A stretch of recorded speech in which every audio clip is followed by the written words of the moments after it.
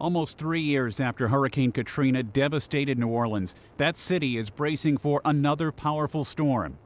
Forecasters are warning that Gustav could slam into the Gulf Coast as a major hurricane early next week. If the storm does hit, city officials want to be prepared.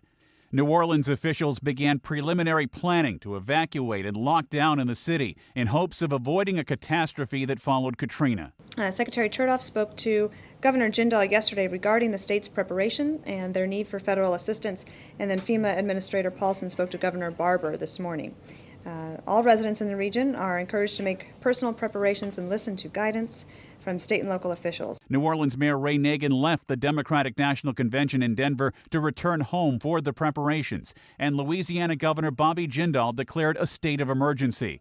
That lays the groundwork for federal assistance and puts 3,000 National Guard troops on standby.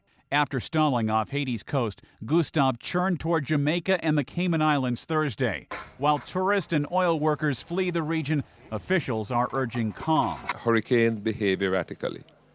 You can't predict with absolute certainty where it is going to go over the next 2, 3, 4 days. So sometimes it's moving away from you and then it just makes a turn.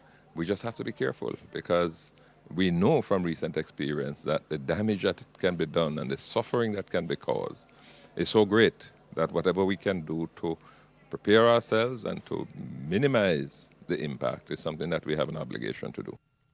Also in the Atlantic, Tropical Storm Hannah has formed. It appears to be on a course that points toward the U.S. East Coast, but officials say it's too early to predict whether Hannah could threaten land. Ed Donahue, The Associated Press.